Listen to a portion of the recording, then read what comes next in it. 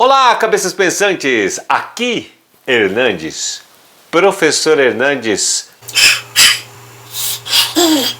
Vamos aqui fazer uma... Enfim, nós vamos agora fechar o texto.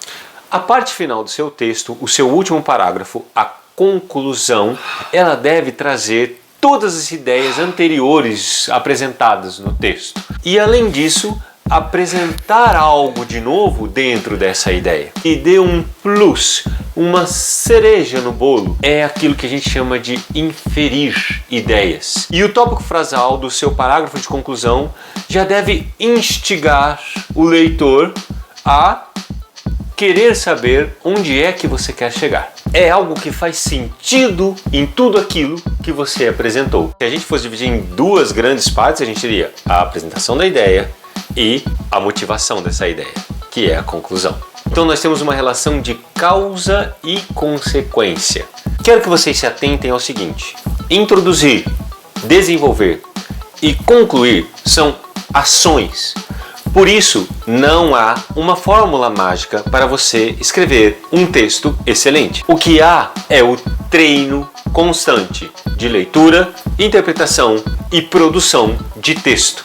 Não tem segredo. Não é difícil, como todos pensam. O que há é uma preguiça enorme de ler, pensar, interpretar e escrever. Você pensar sobre as coisas que você lê é você pensar, por exemplo, sobre um outdoor. O que tem de informação neste outdoor? Olha para uma propaganda, o que tem de informação nesta propaganda? Leia um comentário, um parágrafo introdutório de um texto inteiro, uma notícia e pense: o que tem de informação nessa notícia, neste parágrafo?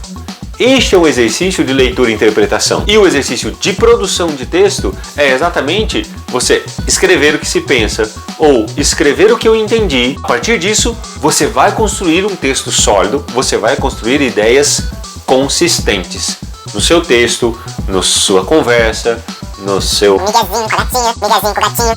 Desculpa, eu tô obsoleto. Na conversinha com o crush, na curtida, sabe lá o que vem agora. Tá, é isso aí.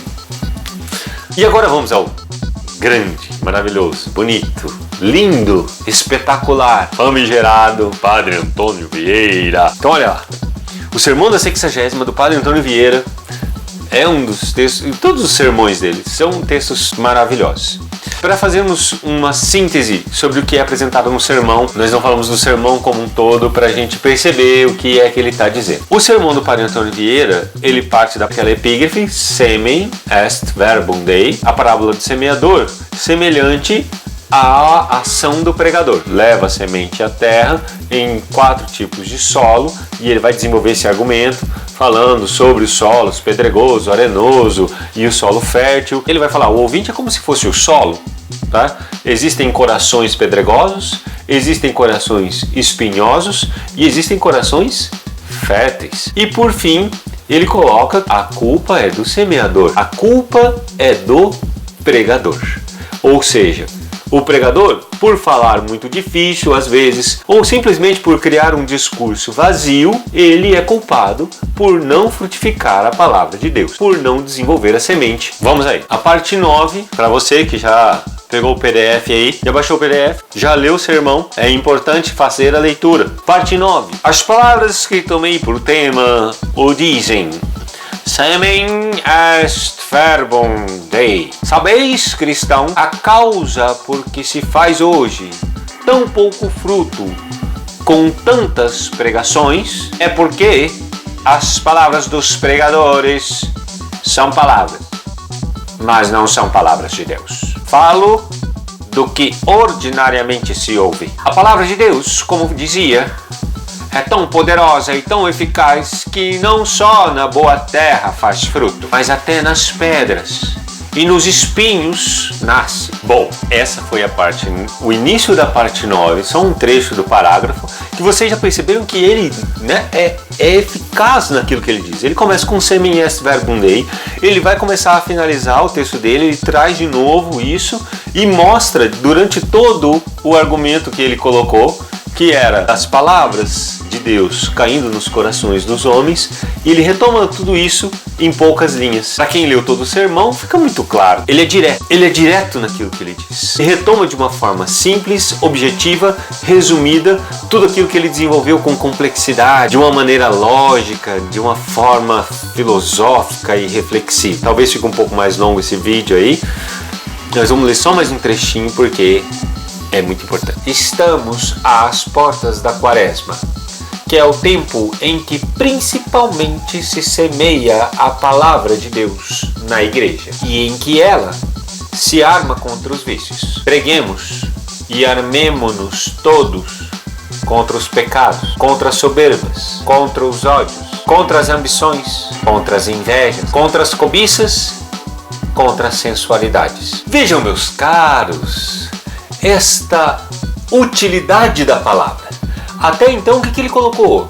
Ele colocou que tinha que semear, que isso, que aquilo. E o que ele faz na conclusão? Por que você tem que semear? Por que é que tem que se falar a palavra? Para ir contra o pecado, contra a missão, etc, etc, etc. Ou seja, é a conversão, é a motivação daquela ideia inicial. O que ele quer com a palavra?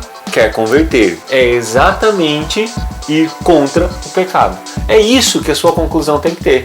Não é fácil, é simples, é rápido e indolor. Então vamos fazer agora uma amarração sobre os vídeos anteriores e o que a gente vem trabalhando aqui em relação ao texto. Ao escrever um texto, você tem que planejá-lo.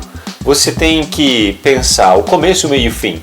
É igual fazer uma viagem. Quando você vai fazer uma viagem, você faz um roteiro de viagem. Não necessariamente você vai seguir esse roteiro. Constrói os exemplos, faz a amarração, traz o começo, vê o fim, o que vai apresentar primeiro, o que vai apresentar depois.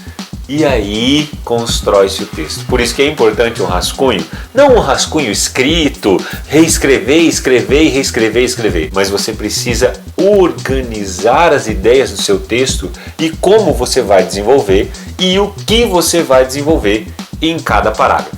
Então é isso, meus nobres. Eu espero que eu tenha ajudado ou pelo menos desopilado alguma coisa que talvez estivesse atravancando a sua escrita.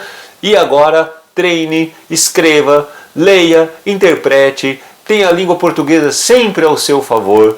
Curta este vídeo, inscreva-se no canal, ative o sininho, esteja sempre com a gente, porque só vai fazer bem tanto para vocês quanto para mim.